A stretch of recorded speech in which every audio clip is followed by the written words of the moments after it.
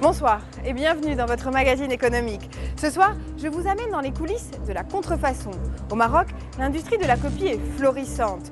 Du petit atelier clandestin au réseau organisé, il n'y a souvent qu'un pas, et ce pas, certains n'hésitent pas à le franchir vu les enjeux. Le business de la contrefaçon peut rapporter jusqu'à des millions de dirhams. C'est notre jupe et la jupe contrefaçon.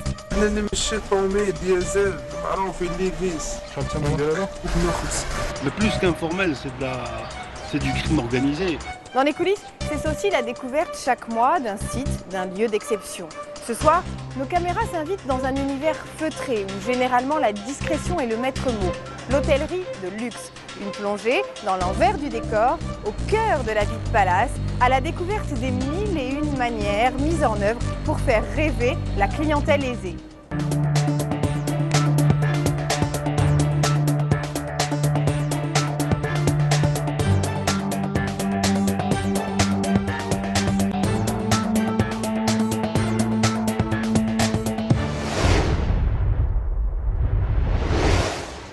Quand on parle contrefaçon, on pense d'abord à l'Asie, avec des pays comme la Thaïlande, la Chine, le Vietnam. Erreur. Au Maroc aussi, on contrefait, on imite, on copie. La contrefaçon made in Morocco pèse 4 milliards de dirhams. Pour vous donner une idée, ça représente à peu près 1% de la richesse nationale. Alors, dans le viseur des copieurs, des grandes marques internationales, bien sûr, mais aussi des fleurons de l'industrie nationale qui, eux aussi, sont frappés par le phénomène. Alors comment s'organisent les filières de la contrefaçon made in Morocco? Quelle protection pour nos marques locales? Tout de suite, je vous invite à me suivre dans cette enquête, vous le verrez, très instructive. Une enquête tournée en partie en caméra cachée dans les coulisses de la contrefaçon à la manière marocaine. La plaque tournante du jean. Pas le vrai, pas l'authentique, non, mais le jean contrefait. Bienvenue au marché de Qrea, au cœur de Casablanca. Pour me guider dans les ruelles, cet homme en chemise rose. On l'appellera Reda, vous ne verrez pas son visage. Et pour cause. Il remonte les filières de la contrefaçon pour le compte de grandes marques textiles. Un travail tout en discrétion, d'où la caméra cachée. Notre enquête commence chez ces grossistes.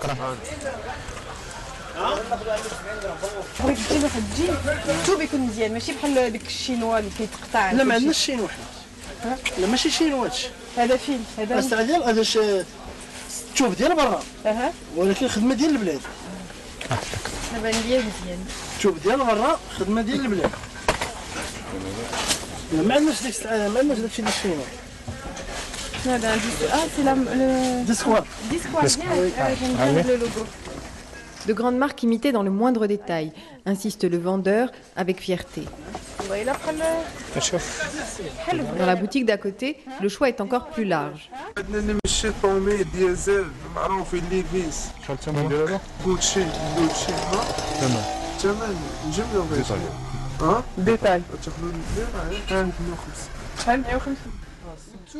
Mais ici, on ne fait pas que vendre, on produit aussi. Reda va se faire passer pour un commerçant sur le point d'ouvrir sa boutique à Agadir. Il a besoin, dit-il, de fabriquer des faux jeans. شحال يطلع لي الجين حسابك اللي يطلع 85 حساب تقريبا نعطيك 90 درهم نعطيك انا هاد الطومير نجيبوك انا غنجيبوك اوريجين تجيب لونجين تخدمو تخدم ليا ولكن تخدم ليا تتشوفوا لا كاينه خدمه انا نمشي لا شوف عارفين حنا كاينه خدمه وكاينه خدمه كاينه خدمه معربزه وكاينه خدمه نقيه دابا كاينين تعطي بنادم يخدم لك كله في كيفاش يخدموا له فهمتيني كله في كيفاش يخدموا غيخدم لك بنادم تفهم معاه غتجيب ليه لورجين يخدم عليه فغيعجبك الشونتيو وغيحسب ليه هو بشحال طالع فهمتيني وغتشوف الثمن اللي غيسلكك وغتشوف حتى الموديل وغتعجبك الخدمه تشوف الخدمه كي دايره. Ici, à Qrea, tout se vend, tout se fabrique. Très prisé des contrefacteurs, le jean bien sûr, mais pas seulement. Les chiffres donnent le tournis. 20% de la production textile made in Morocco, c'est de la contrefaçon. Il y en a pour plus de 3 milliards de dirhams. Du côté des grandes marques, d'habitude si promptes à communiquer, silence radio. Nos demandes d'interview resteront lettres mortes. Pas de porte-parole officielle sur cette question, s'excuse cette grande marque. Toujours personne pour vous répondre, prétend celle-là.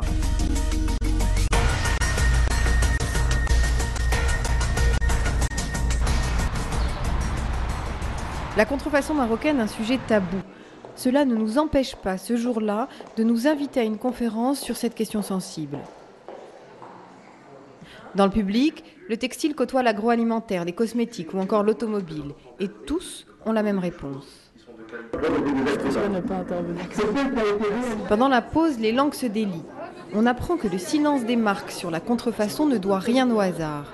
Pas question d'affoler les consommateurs ni les distributeurs. Il faut pas parler aux médias, enfin, il ne faut pas dire que nous souffrons de la contrefaçon, Nous continuons de filmer discrètement. Incrédules, nous finissons par comprendre que les marques se taisent parce qu'elles redoutent une contrefaçon made in Morocco très organisée. Parce qu'on ne veut pas montrer le Maroc en tant que producteur de la contrefaçon. Parce que si on dit le Maroc, ça produit de la contrefaçon, ils vont nous mettre au même pied d'égalité que la Chine, que le Nigeria, que d'autres pays producteurs, les gros producteurs. Des usines installées en sous-sol qui font les survêtes et les trucs. On les connaît. Elles sont où?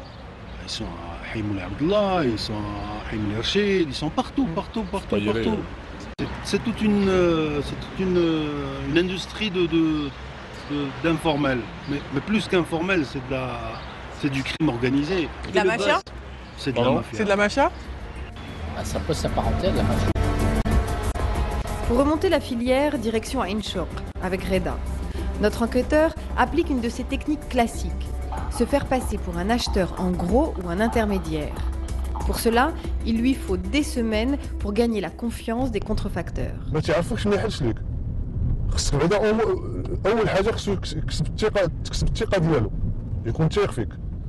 Chacune de ces ruelles dissimule des ateliers clandestins. Reda connaît par cœur cette géographie de la contrefaçon.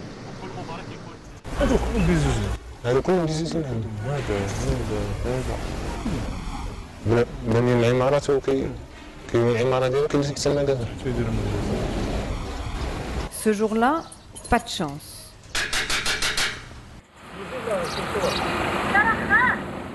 Une fois, 2 fois, 10 fois, rien à faire, les portes restent fermées. Ce qui se passe derrière ces rideaux de fer, Reda l'a filmé discrètement il y a 2 mois. Des jeans, par centaines, que travaillent des dizaines d'ouvrières, comme dans n'importe quelle usine de fabrication légale de jeans. Des jeans accessoirisés et vieillis juste ce qu'il faut pour que ces copies ressemblent à l'original. Quant à la qualité du tissu et des conditions de travail, le patron ne s'en soucie guère. Lui veut fabriquer vite, vendre un maximum avant de décrocher. تيخدم بالخدام تيجيب الماتيريال ديالو تيخدم كيدير شويه فلوس كيسدك المحل كيقدر ياخذ محل اخر كيقدر يبعد كيقدر مثلا يخدم عامين هنا باش ما يتيرش شبهات كيمشي لبلاصه اخرى. Casablanca, plaque tournante de la contrefaçon locale. Sur cette carte officielle, 9 points noirs et rouges, les points de vente et de production. Mais à Fès, Meknès, Rabat, Beni Mellel et Marrakech, Agadir, on fabrique aussi de la contrefaçon. Tout le pays est concerné. Alors, qui sont les acteurs de la contrefaçon made in Morocco? Pour les 3/4, ce sont des petits commerçants ou des artisans qui, au départ, n'ont pas accès aux ressources pour financer un local, déclarer des salariés ou une activité officielle. Et quand leur business se développe, eh bien, il est déjà trop tard. Comme nous l'explique cet expert, difficile de basculer de l'informel à l'activité légale. De plus en plus, on trouve des gens qui se complaisent à rester dans le secteur informel, qui développent un écosystème industriel et qui maintenant devient très difficile à appréhender de façon directe. Dans le textile, par exemple, la contrefaçon s'est spécialisée. Retour à Ain Chouk, où le faux jean génère des centaines de sous-traitants. Ici, un tissu de qualité, là, des accessoires, là encore, des étiquettes.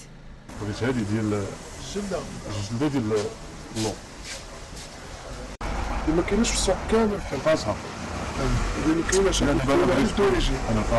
نخدم عند دوريجي انا ما عطاش ولا يصوب عليا انا ما غنصوبش عنده ما غنصفاش عنده فرج عنده صافي لا شي دابا الموديل اللي غادي تتابع موديل هذيك السنه نديرو لك الديزينيك اللي كتخدم هذه فهمتي ديال الدوريجي والطبعه ما غاديش تطبع لك بهاد الدوري بحال هكا تطبع لك الطبعه ديال الدوريجي هو مش دوري برونز برونز ديروا الدوري عرفتي فهمتي برونز اللي كيديروا يجي ديالو هي اللي كنعطيو صحاب السعوديه كل برونز فهمتيني. Le vendeur connaît bien son sujet. Il donne quelques conseils à Reda.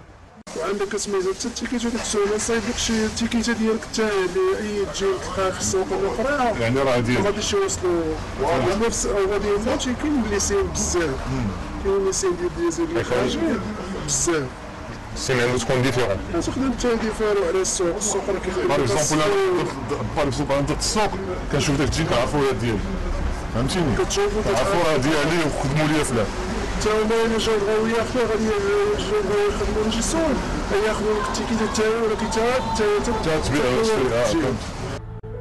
Comble d'ironie, des contrefacteurs performants développent leur propre marque. Exemple avec le célèbre Jean Touria, qui imitait le 501 des années 90. تقدر ما تفرقش ما بين الفريق وما بين مع الدوري كما كنخدموا مع الدوري خدمنا مع الدوريجين هادشي ما بقاش فيه لا كاين يوتيوب اللي كان في شحال هادي مابقاش ولكن هذا الشيء هو شوف اللي Depuis, cette respectable maison a élargi son offre. Plus qu'un choix, une nécessité économique. Les effets de mode s'accélèrent et même les imitateurs doivent s'adapter. عندكم de la concurrence بزاف لو نستقراو افون نو حنا افون كانوا دابا هاد لي جون اللي طالعين دابا تقراو لي ستيليزم وي وكيديروا حتى هما لي مارك بحالكم Une constante en tout cas, c'est le prix. Le faux jean, ici comme ailleurs, se vend 5 fois moins cher que le vrai. لا ميسي عندي 200 غرام 600 غرام اوكي Cette contrefaçon-là cible une population aux revenus limités. Pas de quoi inquiéter les grandes marques. Mais depuis peu, des faussaires s'attaquent à l'export. Le Made in Morocco s'internationalise, comme va me l'expliquer Kenza, sous le sceau de l'anonymat.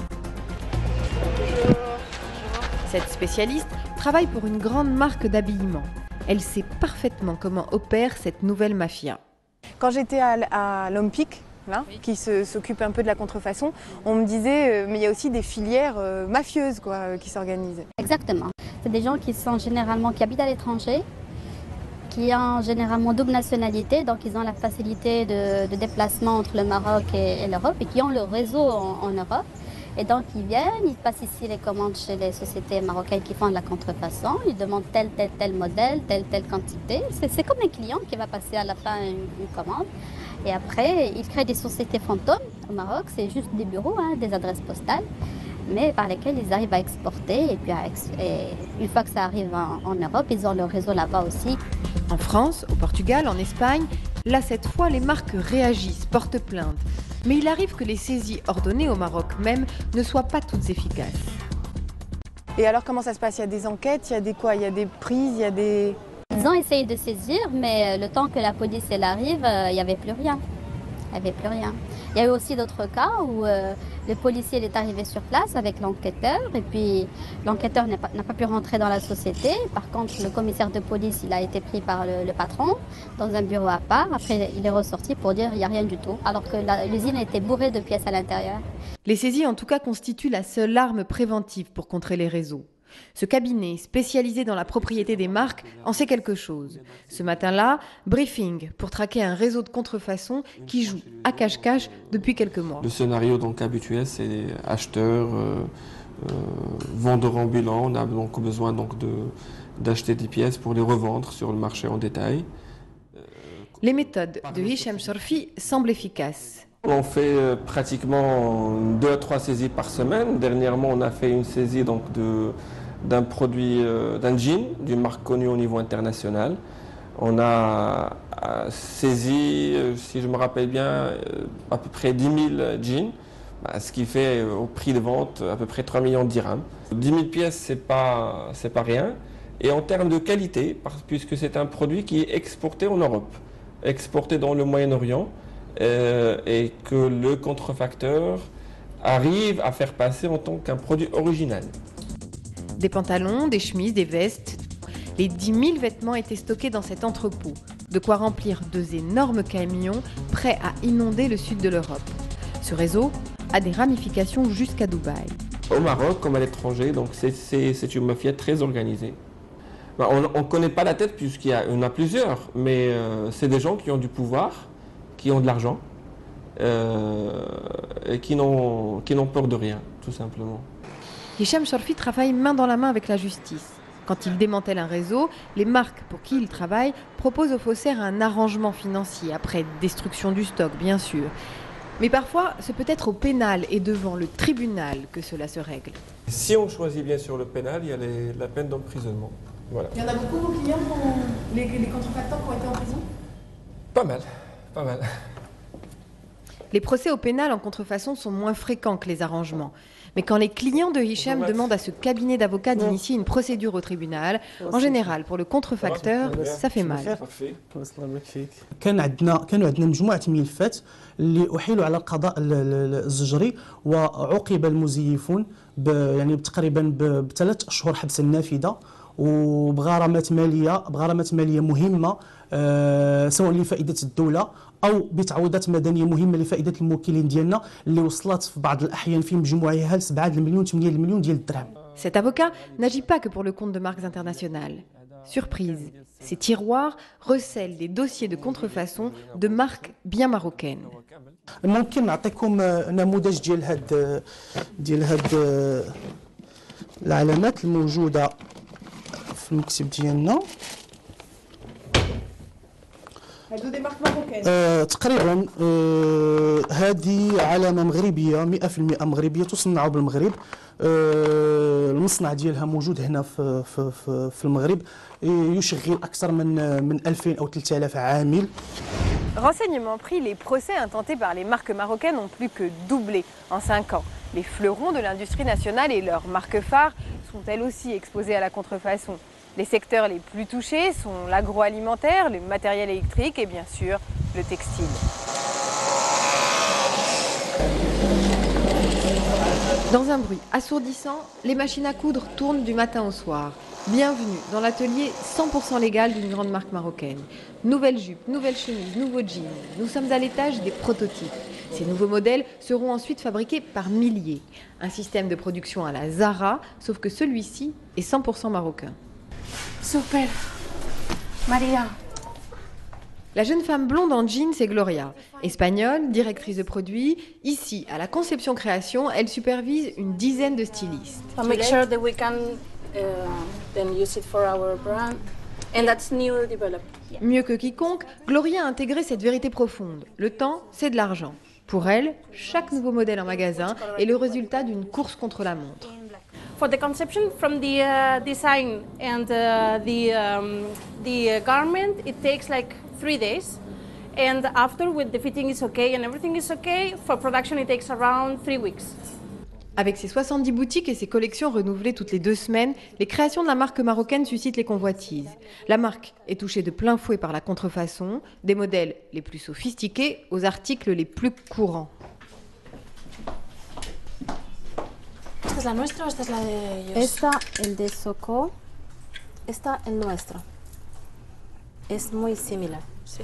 Alors, qu'est-ce que sont... Alors, voilà, c'est notre jupe et la jupe contrefaçon. D'accord. Voilà, c'est vraiment la même chose, comme vous voyez. Avec un prix, ça n'a rien à voir. Alors, cette jupe, on la vend à 129, c'est là à 99.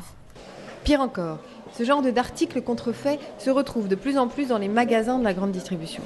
Très concrètement, celui-là, je pense que c'est la visite d'une collaboratrice, une chef de produit, dans le magasin qui a vu une robe identique à la nôtre.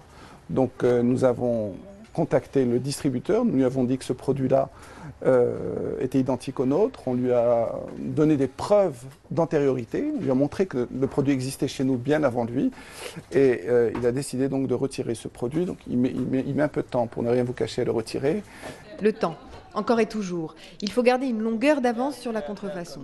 Alors chaque jour, Karim Tazi réunit ses collaborateurs pour faire le point sur les nouveaux modèles. I don't know if you see this, we can do 2 colors, so we keep it just on 1 color. How many meters we have? We have 1000.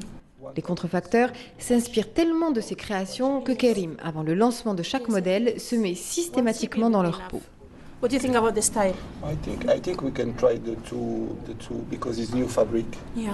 And we will not compete with the souk. Il leur faudra probablement un délai de 8 à 10 semaines pour trouver une matière similaire, pas la même. Mais si sur des tissus unis, la copie se fait plus facilement. Dans le collimateur de la contrefaçon, presque autant que le textile, l'agroalimentaire. Victime de son succès, ce chocolatier made in Morocco en sait quelque chose. Bonjour Rachida, ça va? Ça va bien? Chocolat en tablette, en poudre, en friandises, il réalise plus de 500 millions de dirhams de chiffre d'affaires sous 150 marques. Des produits les plus célèbres aux moins connus, ces marques inspirent les contrefacteurs, comme par exemple ce chocolat industriel destiné aux pâtissiers. Nous avons lancé cette gamme de produits qui est le drops, qui sont les drops qui sont de cette forme, qui sont destinés à être fondus et transformés, qui sont plus faciles à utilisation que les produits qui existaient sur le marché. Donc ça a été une innovation, que ce soit en termes industriels qu'on a accompagné donc avec le lancement d'une marque, et puis qui s'est retrouvé copié, qui est devenu générique pour le produit et qui s'est retrouvé. Les gens ont lancé un produit similaire qui sont des drops pour le professionnel, mais ils sont allés, voilà, exactement. Ça devient un générique, un descriptif de produit, alors que c'est pas du tout. C'est une marque qui est déposée, qui est protégée et qui appartient à Iqbal. Ici aussi, avant d'aller au tribunal, on tente d'abord l'arrangement à l'amiable. Et ça, c'est le travail de la directrice marketing. Dans le cas du chocolat industriel contrefait, appuyée par un cabinet conseil, elle s'est fendue d'un courrier, certes courtois, mais sans appel. Nous vous invitons à retirer ce produit du marché ou d'utiliser une autre marque. Et ben ça a marché, effectivement. Aujourd'hui, on ne retrouve plus ce produit sur le marché. Il a changé de nom, il a mis autre chose. Donc ça prouve que ça marche. Même quand une marque est déposée, c'est le minimum pour lutter contre la fraude, les faussaires tentent d'exploiter sa notoriété. Rien ne les arrête. Ils recourent à 1000 astuces, pas toujours très fines, pour écouler leurs marchandises contrefaites, comme dans ce cas. Notre marque est Emanuela. Ouais. Et là, j'ai reçu une alerte marque similaire, où la société a changé juste une lettre de ce nom-là. Et bien sûr, on a fait opposition parce que ça se rapprochait beaucoup trop. Ça a marché ou pas? Bien sûr, parce que l'Olympique, au final, prend une décision et elle refuse le dépôt à cette autre société. Surtout si c'est dans la même classe de produits. À une lettre près, la marque peut subir un préjudice de centaines de milliers de dirhams. Le leader marocain du matériel électrique, lui aussi, est victime d'usurpateurs qui utilisent ce procédé. Là, par exemple, là, on a une série d'entrées de gamme d'appareillages. Ça, c'est le faux, justement, qui sont importés dans des boîtes où il y a écrit Ingelec avec un I ou un E. Cette imitation ne touche pas que l'emballage. Le produit lui-même est contrefait, comme celui-là et des dizaines d'autres. Destinés au marché africain, ils sont fabriqués en Chine. La Chine, où des businessmen peu scrupuleux font leurs affaires sur le dos de la marque marocaine. J'ai des photos où il y a un stand où il y a un Chinois qui présente la marque. Voilà, je ne sais pas si on peut vous... Voilà, on voit bien que c'est Ingelec. Et ça, c'est un faux stand? Ça, c'est un faux stand, voilà. Et comment vous avez eu... Ça, c'est un client qui était sur place qui m'a appelé, qui m'a montré ce stand-là. Voilà. Qu'est-ce qu'on y trouve dans ce stand, par exemple? Tous les produits Ingelec. Donc, tout ce qu'on voit, le contrefait. Tout ce qu'on voit là est posé dans les rayons. Voilà. C'est quand même un beau succès d'être contrefait en Chine, non? Au début, c'est flatteur, mais à la fin, on se retrouve avec un manque à gagner. Et voilà, donc ça devient un peu moins marrant, on va dire. Côte d'Ivoire, Congo, Sénégal, toute l'Afrique de l'Ouest est envahie de contrefaçons de ce matériel électrique marocain qui rapporte gros aux faussaires. Là, par exemple, ce produit peut coûter jusqu'à 15 dirhams. Et en faux, on peut trouver un 9 dirhams, 10 dirhams. Voilà, avec une très bonne marge derrière. Hein. Voilà, parce qu'ils essaient de s'approcher pour montrer que c'est juste une bonne affaire, pas un produit faux, quoi. Rien qu'en Côte d'Ivoire, ça représente une perte de 30% du chiffre d'affaires. Du coup, l'entreprise mise sur la prévention. Une campagne télé va être lancée en Afrique. Elle fait suite à une distribution massive de ces t-shirts à des milliers d'électriciens. Original, ça c'est un logo qu'on a créé justement pour la campagne de la contrefaçon. Une opération à 100 000 dirhams, sur le terrain toujours, distribution de messages de prévention. On a aussi des ramasses-monnaies de ce type-là pour les caisses, on a ça pour les devantures de magasins. Nous avons ça l'un pour des gadgets qui marche le plus, qui est le plus apprécié, plutôt c'est les guirlandes. C'est les guirlandes qu'on attache aussi sur les... C'est culturel, c'est comme ça, ils adorent ça. En revanche, au Maroc, le problème ne se pose pas. Illustration 2 étages en dessous, ici, dans l'usine, ou plutôt l'une des 6 usines de l'électricien. De la prise de courant au tableau électrique, tout est fait maison. Les moindres composants sont fabriqués puis assemblés sur place. Chacune de ces machines coûte jusqu'à 10 millions de dirhams. Seuls les Chinois peuvent rivaliser. L'électricien n'a rien à redouter de la contrefaçon locale. Difficile de trouver en contrefaçon au Maroc. Pourquoi? Parce que ça nécessite des moyens très lourds, des machines. Et en même temps que vous avez vu sur un atelier comme celui-ci où il y a 100 opératrices, il est difficile de faire de la contrefaçon au Maroc. Ça aurait des coûts très lourds. Et ça ne justifierait pas l'investissement. Investir lourdement, voilà la limite, le seul frein peut-être à la contrefaçon marocaine. On l'a vu, pour contrefaire pleinement et en grande quantité, il faut un outil quasi industriel. Or, au Maroc, les contrevenants ont rarement les moyens de se payer cet outil. Reste que la contrefaçon 100% marocaine fait perdre chaque année à l'État près d'1 milliard de dirhams de recettes fiscales. Alors, comment lutter efficacement contre les faussaires? Doit-on tous les poursuivre et comment? Certes, les marques doivent être protégées, c'est entendu, mais à sa manière, la contrefaçon ne joue-t-elle pas un rôle social, avec des produits pas chers et des emplois à la clé? Pour répondre à toutes ces questions, nous avions souhaité des réponses politiques. Mais les portes du secrétariat d'État à l'informel sont restées closes. Le représentant du patronat pour la lutte contre la contrefaçon a accepté, lui, de nous recevoir.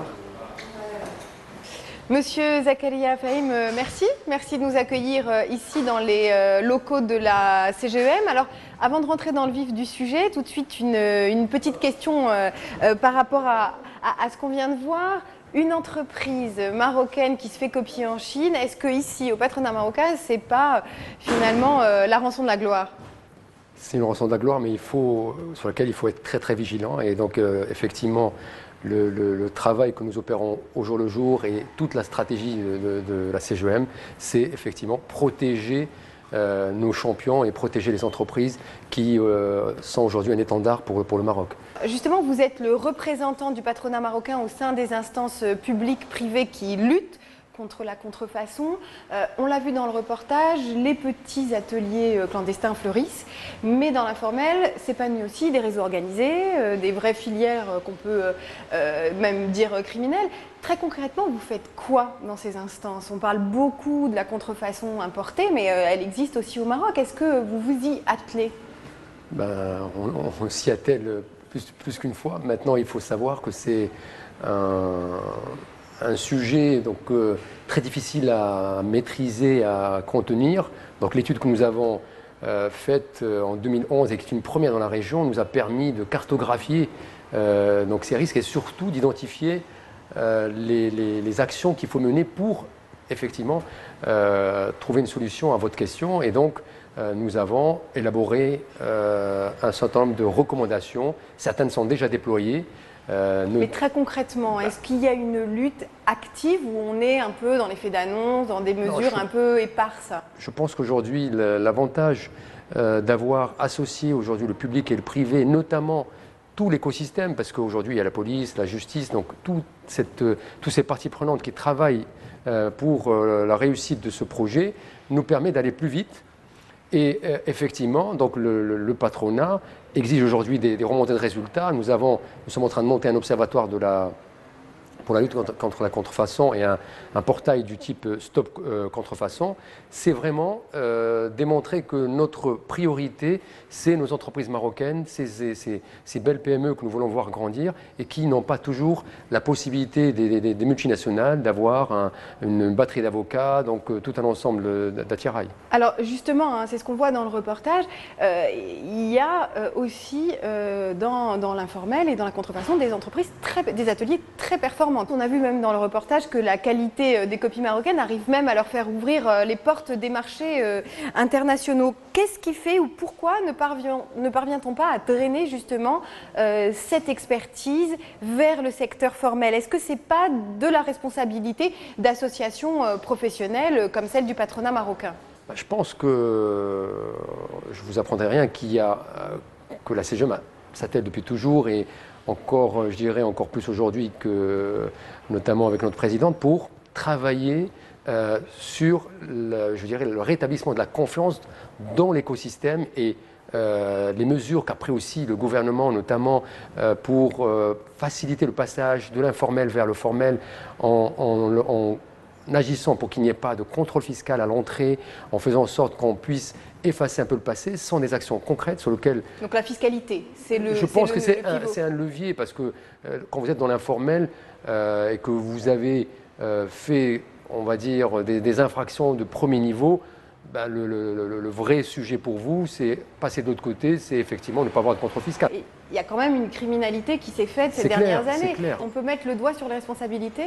Je pense que notre responsabilité, c'est de faire entrer des gens qui jouent le jeu, qui veulent être transparents. Donc c'est mettre en place des dispositifs. Donc nous avons mis en place des outils, des guides, des cellules régionales pour rappeler que le Maroc, ce n'est pas Casablanca ou Tanger aujourd'hui, avec notamment tout ce qui a été fait. Donc il y a une volonté d'avoir de la proximité pour être plus efficace, de créer des téléphones verts pour que les gens puissent appeler le responsable de la CGM au niveau de la région et permettre à une PME d'avoir quelqu'un au bout du fil. Donc oui, c'est-à-dire qu'une fois si elle est elle-même victime de contrefaçon. Cet environnement de la contrefaçon qui est très dynamique et puis qui entretient finalement un rapport très décomplexé à la copie marocaine, est-ce qu'il n'est pas, alors là pour le coup, un frein à l'émergence de marques marocaines, d'entrepreneurs qui aimeraient développer leur marque?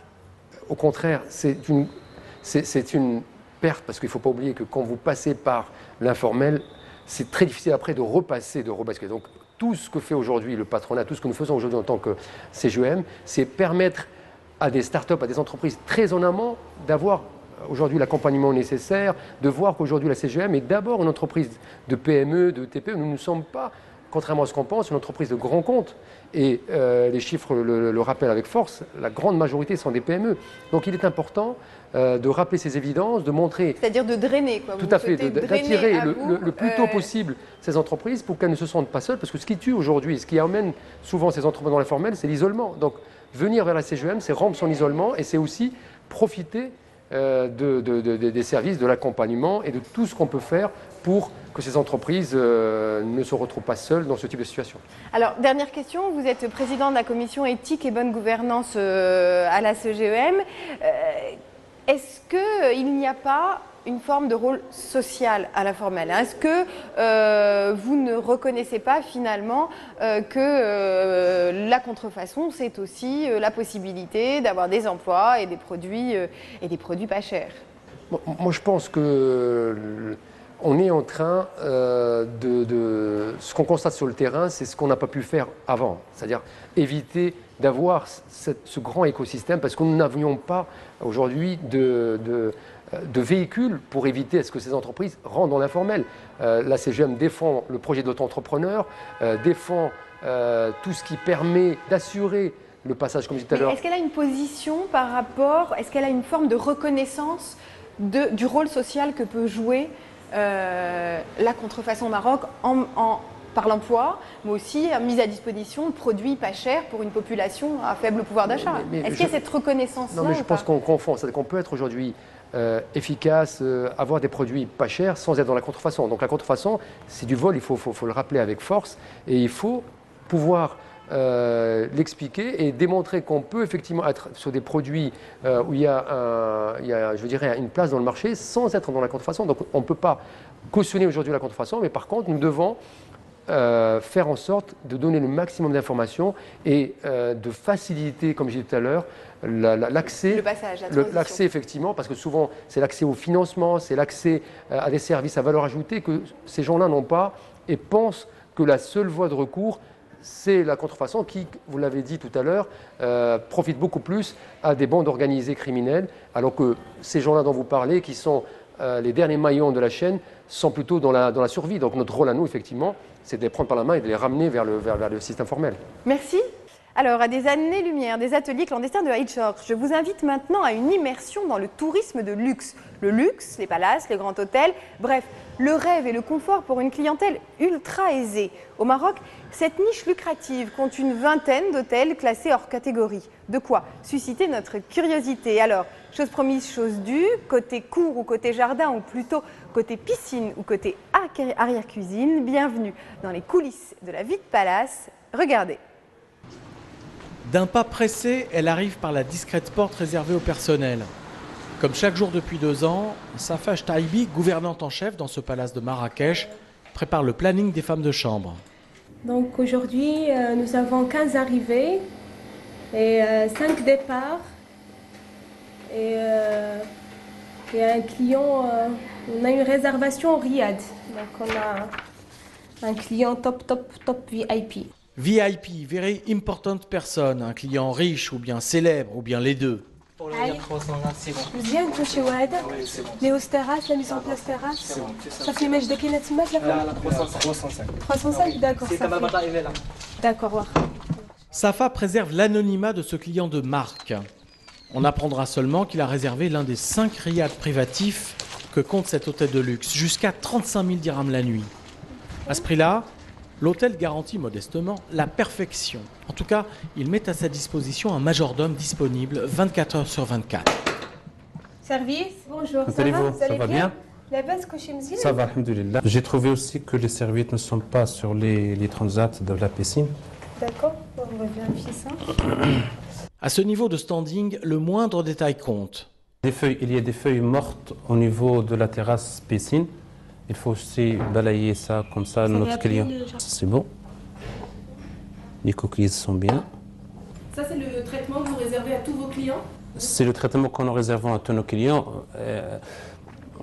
Il y a des types de traitements qu'on réserve pour chaque client. Donc, à commencer par, comment on appelle nous, chez nous, techniquement parlant, VIP 1, VIP 2 jusqu'au VIP 5. Et donc, chaque client, il a un VIP spécial qu'on lui réserve, à savoir comme celui-là, c'est un VIP 3. VIP 3, c'est-à-dire jouissant d'un cadre presque aussi luxueux que le VIP 5, comme cette chambre style tente Kaidal des années 20. Il bénéficie des mêmes prestations, les grandes comme les petites. Il manque un bloc-notes ici. Voilà, je vais mettre le mien ici. Toujours équipé, toujours vigilant. Kamal, le majordome parfait. Tous les petits détails, c'est important. 1, 2, 3, 4, 5, 10, 12, 14 serviettes. Alors, tout est là. Renouvelées chaque jour, évidemment. Il manque la télécommande de la télévision miroir. En fait, il y a la télécommande qui fait marcher la télévision du salon. Il fait aussi marcher la télévision miroir. Un gadget à 46 000 dirhams. Rien n'est trop beau pour les VIP. Le séjour, lui aussi, est soigneusement designé. Lumière, agencement des meubles, accessoires de décoration, rien n'est disposé par hasard, ni au dedans, ni au dehors, comme cette piscine privée. Notre gouvernante en chef doit aussi rendre impeccables les 56 chambres du palace. Le client qui séjourne ici doit éprouver le ravissement qui lui fera oublier le goût salé de l'addition. 6 000 dirhams minimum, mais les tarifs s'envolent jusqu'à 11 000 dirhams la nuit. Le prix d'une chambre et d'un environnement privilégié témoin cette piscine de 80 mètres de long.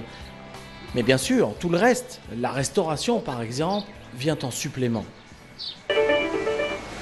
En service, bonjour, c'est qui m'a votre service? Le bonheur, c'est simple comme un petit déjeuner dans la chambre. Pardon, un breakfast en room service. Chef, s'il vous plaît, on peut avoir la viennoiserie pour la table numéro 2? Oui, bien sûr. Merci. La commande est aussitôt répercutée en cuisine. Mais en même temps, il faut servir les clients descendus en salle. Alors, les cuisiniers courent dans tous les sens. On n'a pas le droit à l'erreur. On y va, on fait une baguette pour 3 personnes. Service. Service, s'il vous plaît.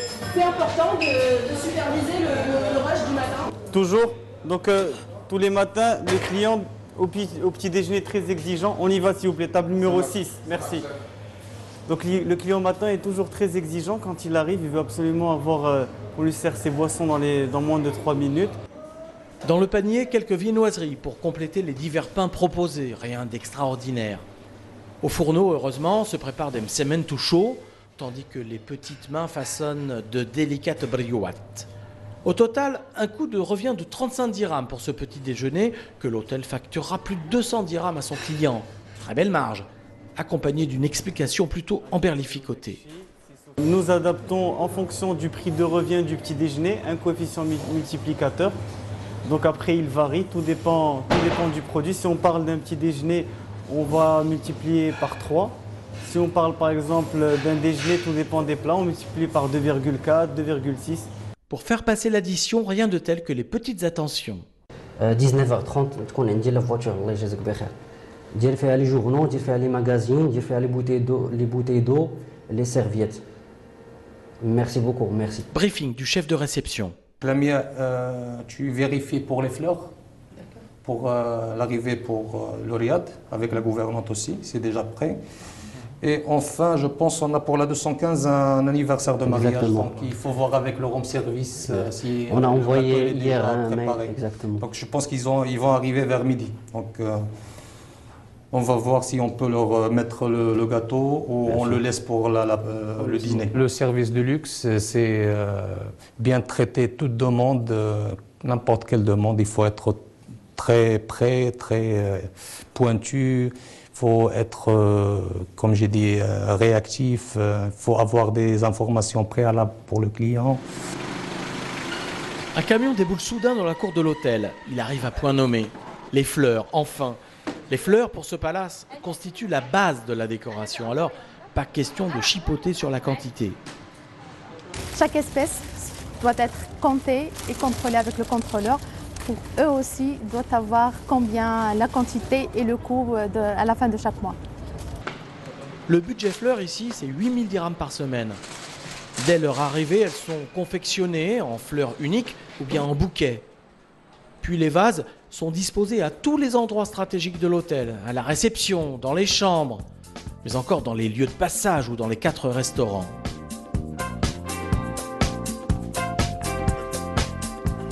Rachid, ça marche واحدة 10 ديال les serviettes cocktail, 10 ديال les sous-verts s'il vous plaît. يلا. À l'étage en dessous, on retrouve Safesh Taibi, la gouvernante qui veille à tout. Ici, à la lingerie, pas de fleurs. Il y fait chaud et les machines tournent sans arrêt. Des draps, serviettes, nappes, tout est trié et pas question d'improviser. On les pèse, c'est très important cette opération, on les pèse pour savoir quelle machine on va utiliser parce qu'on a une machine de 33 kg, une autre de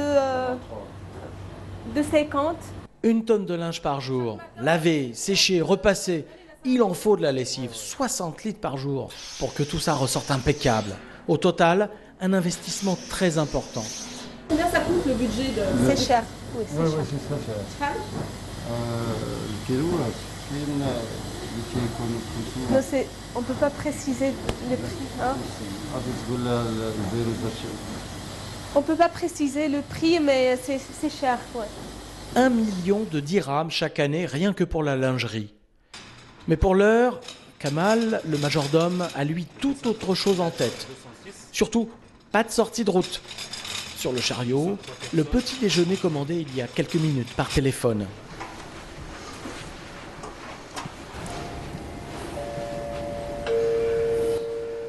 Ici, on ne toque pas à la porte, mais l'on sonne, comme à la maison. Good morning, Mrs. How are you? Fine, how are you? Sleep well? Yes. Wow, aren't you? They picked you because you're so handsome, right? Thank you very much, ma'am. La cliente a commandé un petit déjeuner marocain pour elle et un breakfast continental pour son mari et pour son fils. Avec son soin coutumier, Kamal dresse une table parfaite. Il a un plat chaud qu'on garde toujours chaud dans le hotbox. C'est le fameux msemmen avec du miel. Mrs. Your breakfast is served. Zéro faute. Il n'a rien oublié et surtout pas le principal. Do you mind to sign me the bill, please? Les factures, elles sont traitées ici, à la réception. Donc pour le client, s'il veut vérifier après. Bien sûr. Les factures, elles sont salées en général? Oui, pour un hôtel de luxe, sans salé. La plupart du budget du client en général, il est consacré à quoi? Il est consacré à la nourriture, la nourriture, les boissons, nourriture, le spa aussi. Pour en savoir plus, direction le spa justement. 1200 mètres carrés entièrement dédiés au confort et aux soins des clients fortunés. Entre la simple détente au hammam et la semaine de cure de détoxination, les tarifs sont multipliés par 20. Les prix quand même débutent à 1300 dirhams pour un soin de 55 minutes. On arrive à peu près à 30 500 dirhams pour une cure de séjour, sans compter l'hébergement. Parce qu'après, tout dépend de la catégorie de chambre que vous souhaitez avoir. Une prestation haut de gamme, appréciée des clients, même s'ils y regardent à 2 fois avant d'alourdir encore l'addition. C'est pas forcément intéressant, mais oui, on n'est pas déçu de ce qu'on attendait. Malgré des tarifs élevés, l'hôtel ne sera pas rentable avant 5 ans. L'investissement consenti ici est colossal, plus de 600 millions de dirhams. Il faut dire qu'à Marrakech, les hôtels haut de gamme se livrent une guerre sans merci. Prestations, infrastructures, décoration extérieure, pas le choix, il faut sans cesse innover. Pour se démarquer, notre hôtel a choisi de jouer une carte à 4 pattes et à crinière. Bienvenue dans le Hara. 16 chevaux, dont 10% arabes, logés dans des paddocks presque aussi luxueux que les chambres de leurs visiteurs. Ici, tout est fait pour émerveiller la clientèle. C'est fantastique. On va rester toute l'année, je pense. Et puis c'est tellement insolite de pouvoir voir des chevaux en étant en vacances, dans un hôtel, de pouvoir les caresser. De les voir en liberté aussi. Cet animal ne sera pas monté par les clients. Plaisir des yeux, voilà tout. Une prestation originale et coûteuse. Ce pur sang vaut 10 millions de dirhams. Autant dire que la mission de Brahim, le palefrenier, ne se résume pas à le bouchonner, il faut aussi le bichonner. بالنسبه لنا الخيل هنايا فوطي كيجيو الكليان داكشي اللي يكون في المستوى يكون نقي ما يمكنش نهملوا اي حاجه. Et après le shampoing, voilà le pompon, le solarium. Ce pur sang est traité avec autant d'égards que la plus prestigieuse cliente de l'hôtel. Entre le matériel high-tech, les soins et les salaires, l'entretien des chevaux revient à près de 80 000 dirhams par mois. Dehors, le soleil décline. Côté fourneau, c'est à nouveau le coup de feu. S'il vous plaît, un risotto Saint-Jacques, un canon d'agneau à point, s'il vous plaît. Ça marche. Automatiquement, dès que je réclame, les chefs de partie, ils sont obligés de répondre par 8 chefs. Si le chef de partie n'a pas répondu, ça veut dire soit qu'il m'a pas entendu, soit qu'il n'est pas prêt. Ici, la règle est simple. Pas plus de 15 minutes entre la commande du client et l'arrivée de l'entrée sur sa table. Et pas plus de 25 minutes pour le plat. Chef, s'il vous plaît, la 51 à fac. Mais là, je vais commencer à dresser. Combien de temps pour la table, s'il vous plaît? C'est primordial de maintenir les délais le soir. Toujours. Très important, surtout le soir, on a beaucoup plus d'exigences par rapport au service du déjeuner. On remarque que c'est un service qui est complètement différent. Pendant le jour, pendant le déjeuner, le client arrive, il est beaucoup plus décontracté. Alors que le soir, on sent vraiment une certaine exigence, tant au niveau de l'habillement des clients, tant qu'au niveau de leurs exigences. Car ici, la bonne cuisine ne suffit pas. Il faut aussi épater le client. Le chef Oussama met toutes les chances de son côté. On peut dire que ça fait partie des secrets du chef. Avant d'envoyer quoi que ce soit, il faut goûter, il faut voir la fraîcheur, il faut essuyer les bords d'assiette, il faut à la finition faire une signature du chef. Ça, c'est pas une grande révélation. Juste le b.a.-ba d'une cuisine 5 étoiles. Service. Oui. Allez, on y va. Entre les starting blocks et l'arrivée, le serveur va courir un marathon. Pas une seconde à perdre. Pour servir chaud, il faut savoir sprinter, mais aussi slalomer et ne pas rater l'atterrissage. Là, un maître d'hôtel prend le relais. Sur les 200 employés de l'hôtel, sa fonction est l'une des plus stratégiques. Il est au contact direct de clients curieux et exigeants. Un peu comme Kamel, le majordome stylé, Hicham lui aussi veille aux moindres détails. How does it look? It looks amazing. It looks really good. If it's anything as good as the starter was, looking forward to it. Enjoy your dinner. Thank you. Pour elle, table raffinée, soirée privilégiée, tandis que tombe la nuit sur Marrakech et ses hôtels de luxe. Des palaces qui cherchent déjà de nouvelles manières de faire rêver, mais aussi de faire payer, leur clientèle aisée. L'hôtellerie de luxe, voilà un secteur où le Maroc joue dans la cour des grands. Alors, nos palaces sont-ils réellement à la hauteur des attentes d'une clientèle exigeante, rompue au service très haut de gamme? Quel enjeu pour cette niche touristique? Monsieur Bentahar? merci de nous accueillir ici dans les jardins luxuriants de cet hôtel de luxe. Alors, vous êtes président du Conseil régional du tourisme de Marrakech. Vous êtes aussi un expert puisque vous êtes dirigeant d'un grand groupe international spécialisé dans l'hôtellerie de luxe justement. Alors, on a beaucoup parlé de Marrakech et de sa folie des grandeurs avec la construction en moins de 10 ans d'une dizaine d'hôtels classifiés luxe. Alors, est-ce que dans un contexte économique international morose, cette niche est toujours rentable ? Alors d'abord, bonjour et puis merci. Nous avons la chance dans notre pays d'avoir quelques-unes des plus belles enseignes de luxe international qui sont présentes. Nous avons également la chance d'avoir quelques-uns des plus beaux palaces au monde, en particulier à Marrakech, mais on voit un développement dans tout le royaume. Grâce à ces palaces, notre pays va pouvoir rayonner dans des pays qui n'avaient jusque-là même pas entendu parler de nous.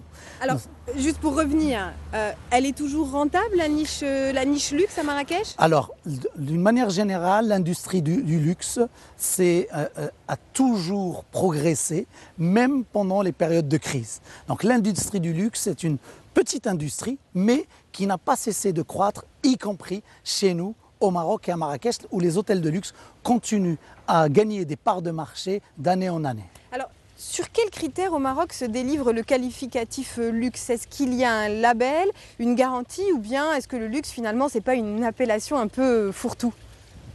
Effectivement, dans l'hôtellerie de luxe aujourd'hui, effectivement tout le monde peut prétendre être un hôtel de luxe, mais dans l'industrie du luxe, à la fin c'est le client qui décide. C'est le client qui décide qui est luxe et qui n'est pas luxe, et il le décide à travers le prix qu'il est prêt à payer pour acheter tel ou tel produit. Dans la catégorie de luxe, aujourd'hui au Maroc, effectivement, on avait des normes assez techniques. Le ministère et les professionnels sont en train de travailler pour sortir des nouvelles normes qui vont tenir compte également des spécificités liées au service et pas seulement des spécificités techniques avec un concept de mystery guest, des clients mystères qui vont passer dans les hôtels pour évaluer à la fois les aspects techniques mais également les spécificités services. Alors justement, y a-t-il des formations spécialisées dans le luxe au Maroc ? Alors écoutez, d'abord la bonne nouvelle, c'est qu'il y a de plus en plus de jeunes, de plus en plus de talents marocains étrangers qui cherchent à revenir au Maroc parce qu'ils se rendent compte qu'il y a des opportunités intéressantes au niveau de l'emploi dans l'hôtellerie de luxe marocaine. Et au niveau de la formation, aujourd'hui l'ensemble des instituts qui existent au Maroc ont adapté un petit peu leur programme pour intégrer des modules liés au luxe. Ils encouragent leurs élèves à faire leur stage dans les hôtels de luxe, mais il n'y a pas à ce jour un centre ou une école de formation spécialisée dans l'hôtellerie de luxe. Mais je dirais que l'ensemble des centres ont commencé à intégrer cette demande et ce besoin dans leur cursus. Alors, pour exploiter un hôtel de luxe, il faut d'abord investir des centaines de millions de dirhams. Au Maroc, quels sont les types d'investisseurs qui peuvent se permettre de tels investissements? En quelques mots, quel est le portrait robot de l'investisseur dans les hôtels de luxe? Écoutez, le portrait type d'abord, ça doit être des gens passionnés, parce qu'effectivement pour s'attaquer à cette industrie, il faut avoir la passion de l'excellence, il faut avoir cette envie de faire plaisir, il faut avoir l'envie de pousser le détail plus loin que les autres dans la conception, dans le design, dans l'architecture, mais également dans le casting, dans la formation, dans le marketing et la communication. Donc il faut avoir cette passion d'aller plus loin que les autres, d'innover et de renforcer l'histoire et l'écœurance dans l'hôtel. Mais il faut aussi avoir des moyens. Alors quels sont les investisseurs au Maroc qui peuvent se permettre de tels investissements? Alors écoutez, il y a soit effectivement des gens qui ont investi dans l'hôtellerie haut de gamme dans le passé et qui aujourd'hui se sentent capables, à travers l'expérience qu'ils ont acquis, de développer de types de produits. On voit également d'autres catégories, notamment des promoteurs qui n'ont rien à voir avec l'hôtellerie au départ, comme des promoteurs immobiliers qui à un moment donné décident de positionner un immobilier de luxe et ils vont s'intéresser à intégrer un golf et pourquoi pas un hôtel de luxe pour positionner et leur concept et attirer une clientèle internationale pour leur projet immobilier. Donc trois grands profils d'investisseurs. Tout à fait. J'espère qu'un de ces investisseurs marocains, on va le voir un jour, non pas investir sur le luxe au Maroc, mais j'aimerais, mon rêve personnel, c'est de voir un jour une chaîne marocaine ouvrir dans les plus grandes capitales européennes et on voit le drapeau du Maroc à Paris, Londres, New York, symbole de l'hospitalité et le service et l'authenticité marocaine. Alors, dernière question. Le luxe, on l'a vu dans le reportage, ce sont aussi des prestations chèrement payées. Mais est-ce qu'il y a là de quoi développer un secteur, un vrai secteur de l'économie marocaine? Autrement dit, est-ce que le fait de voir se multiplier des palaces à 30 000 dirhams la nuit a de quoi faire émerger une économie du luxe solide, dynamique, un peu comme on l'a vu dans des pays comme la France par exemple?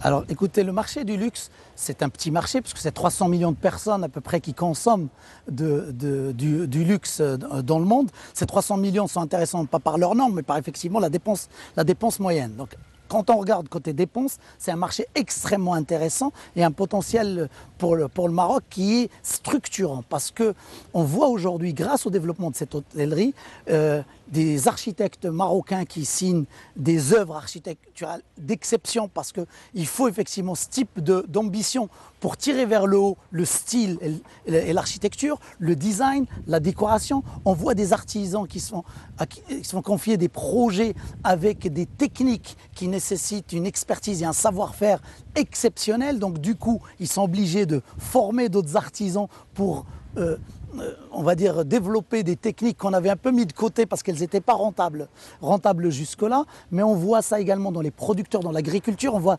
émerger des producteurs qui vont faire des légumes de grande qualité, mais qui ne sont pas intéressants pour la grande distribution, mais qui sont intéressants pour la niche et la clientèle d'hôtellerie de luxe. Donc, et là, des savoir-faire, des métiers qui étaient peut-être oubliés au Maroc sont en train de renaître, mais que ça soit du côté de l'artisanat, que ça soit du côté, on va dire, parce que du design, mais également les métiers de l'hôtellerie, parce qu'on a des jeunes Marocains qui sont des maîtres pâtissiers d'exception, des grands maîtres boulangers, et dans tous les métiers comme ça, on va trouver une expertise qui va se développer et une industrie qui va se structurer. Monsieur Bentahar, merci d'avoir répondu à nos questions. Merci beaucoup. C'est la fin de notre émission. Je vous donne rendez-vous le mois prochain pour un nouveau magazine. En attendant, très bonne fin de soirée sur 2M. Merci.